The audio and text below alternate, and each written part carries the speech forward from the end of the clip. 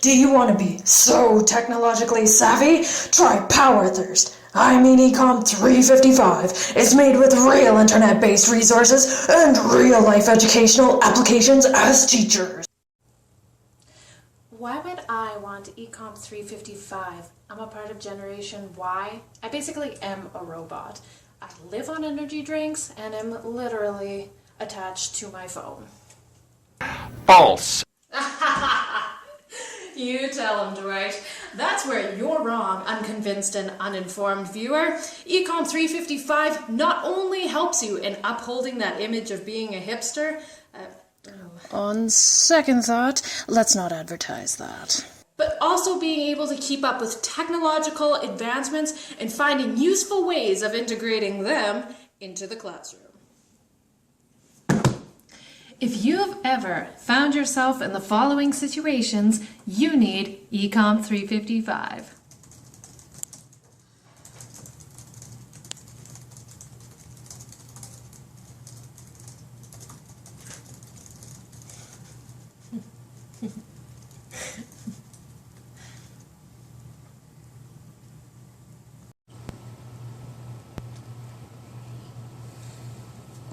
And somebody post to Twitter.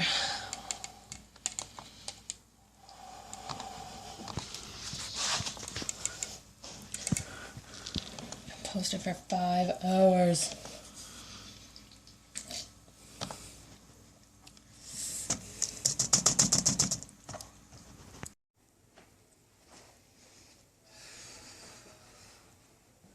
Jeepers, that was a long day at school.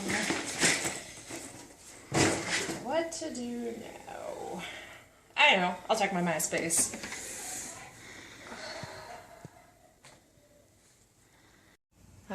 Good old reliable Internet Explorer. Any day now.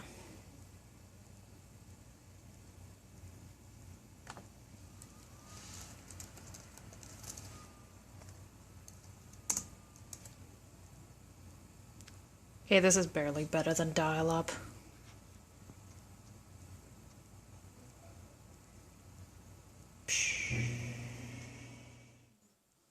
Billy, how many times have I told you to stop with your shenanigans? I'll take that from you now. How many times have I told this class that technology is the devil's plaything? Now open your books, Our America, to 1865 to page 112. For those of you who don't have page 112 because the pages have been ripped out or scrawled with graffiti, please follow along with a partner or sit quietly.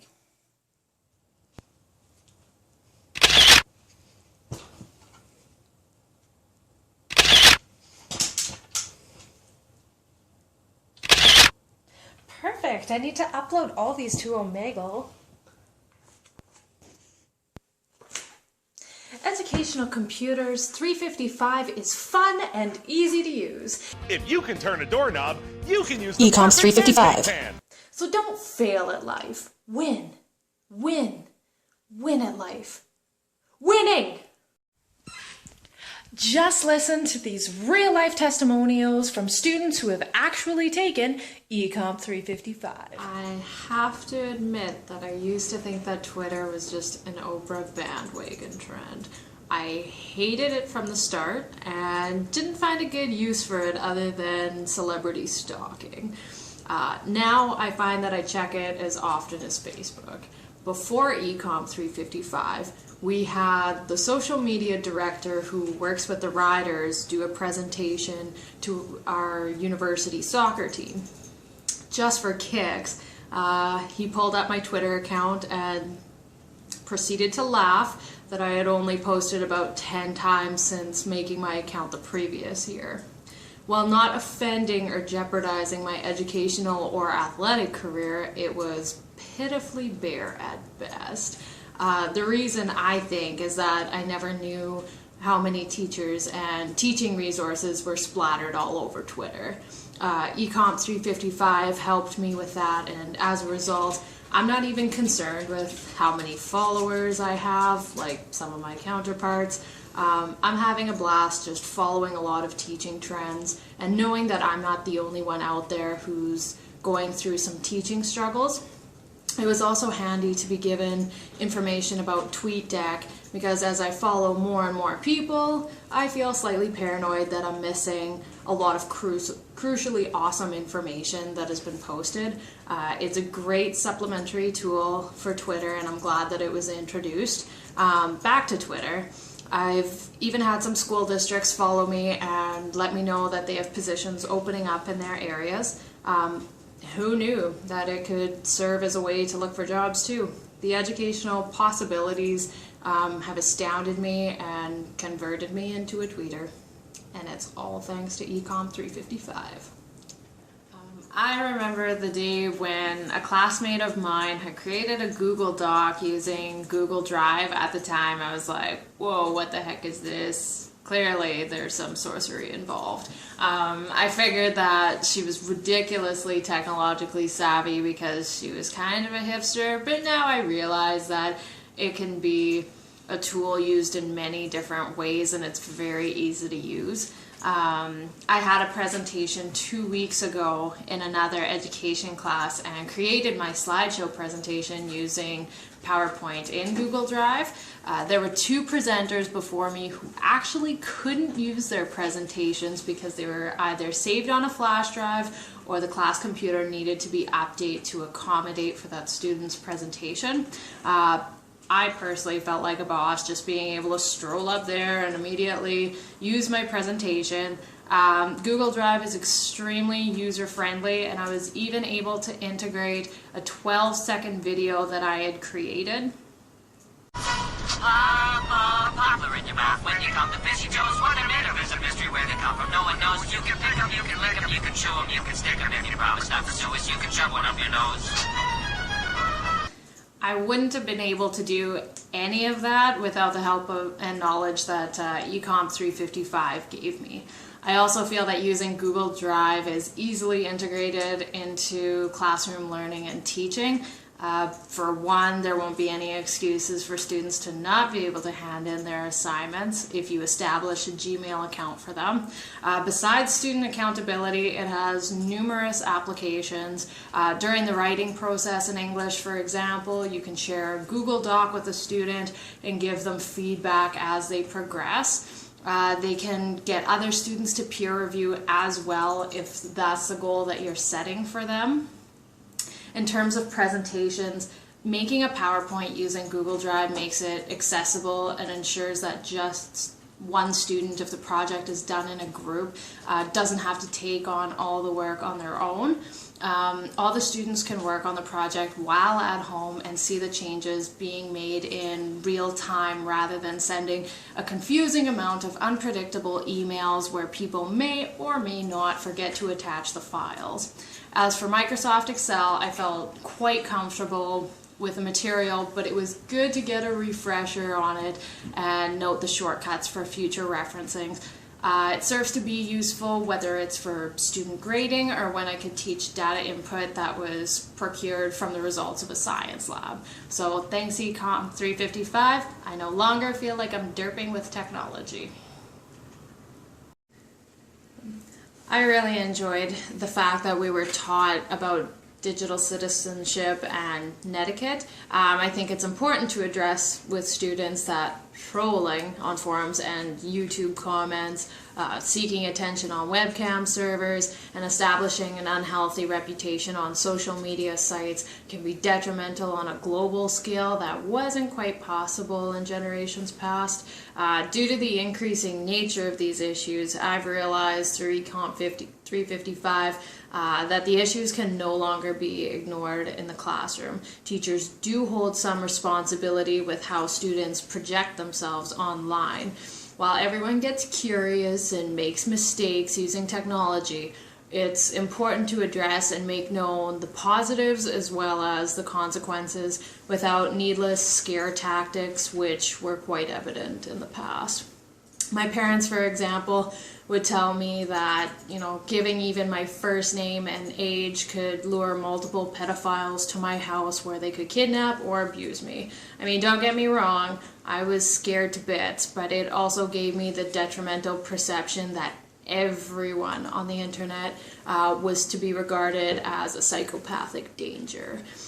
There was no room for positive collaboration or even the possibility of learning abroad. Sites with the focus on negative interactions like chat roulette receive a lot of focus and attention, while an application like Edmodo and Blackboard Collaborate were previously unknown to me. Now, don't get me wrong, I feel as though the knowledge that we present to students through the curriculum is still applicable and vital, but the approaches need to change as a whole to help students to be able to associate their knowledge in a relevant and useful way. In regard to the term digital citizenship, I liked how Alec pointed out that we should be focusing on the topic of citizenship with students. When you think about it, if students are taught how to be good citizens, that behavior will inevitably translate to the internet as well, helping foster a generation that isn't focused on the best way to destructively interact with others or the quickest way to get attention. Thanks ECMP 355 for helping me realize the meaning of this class. I had vowed never to make a YouTube video in my life. Honestly, I didn't even have an idea on how to do it. Now I've made at least 5 to 10 videos, all integrating video and audio manipulating tools. I'll admit it was a little scary and I felt vulnerable posting my first video because of my knowledge of the notorious online troll. Once I had posted the video to my blog and I got positive feedback from classmates, I felt reaffirmed in my public podcast. In terms of making the videos, it wasn't exactly made specific as to how to do some of the manipulations, but the class inspired me to learn and adventure into those aspects on my own. I was able to do a lot of things that I didn't ever think I could do, and even though they're quite rudimentary and raw in nature, I feel like I've taken the first steps in developing videos that I could transform into educational artifacts for my future students. I like that there's the possibility to someday create videos that other teachers would find useful. I also want to encourage the students that I teach that they can make wonderful and creative videos that serve to make the internet a better and more interesting place to be. The Creative Commons videos that I witnessed through ECMP 355 really made me think of the music culture which currently exists. It completely changed my perspective on what corporations and people can actually own. I was fortunate enough that I was taking an English 336 course at the same time when we discussed the very topic of entitlement and creative rights. The main reasons that unique pieces are copyrighted are to ensure that the authors of those creators of those pieces get financial gain as opposed to the producers or the owners of the printing press, etc. If these blown out of proportion rights which currently exist were truly upheld, it would stifle creative flair and too many people would tiptoe around creativity like it was a friggin' landmine. If you think about it, there are very few authentically unique pieces of work that don't recycle from other genres or artists. In order to ensure that art in its various forms continuously evolve, there needs to be the ability to create without setbacks that could put you in jail longer than a murder. Yeah, that's messed up. Getting back to YouTube though, I know that I've enjoyed using it in the classroom on previous occasions, but I feel much more comfortable in the credibility and legitimacy of those choices through this class. There are genuine articles that can be used for augmenting and supplementing student learning. While there is a lot of garbage involved with YouTube, I feel that the good outweighs the bad. If individuals are browsing with the intent for learning, they will inevitably find it. Thanks ECMP 355 for helping me justify integrating YouTube into the classroom. So don't delay. Act now to receive ECOMP 355 for only 5 payments of $99.95. That's right, count it with me, folks. 1, 2, 3, 4, 5 easy payments of $99.95. It's a steal. Plus education and student society fees. Warning, ECOMP 355 may cause laughter, fits of laughter, smiling, learning, feelings of pride, inspiration, good teaching habits, proper etiquette, digital citizenship, viewings of strange viral videos, obsessions with Evernote, a reliance on YouTube, hashtagging, blogging, reflective spurts, sending of useful text to students using Remind 101, a desire to learn video making, story making, app making, audio making, song making, cake making, web making with Poplet, wob-wob noises, other loud noises, online classroom shenanigans, creative projects, hallucinations of George Couros, humbled pride, sharing apps between computer and phone, not being able to shut up about Dropbox, a dependence on Flickr pictures, liking mashups of Taylor Swift songs better than the originals, making mashup videos, screencasting with Camtasia, a desiring of Apple products, and hunger, which the pizza that Alec brought to class at one day satisfied.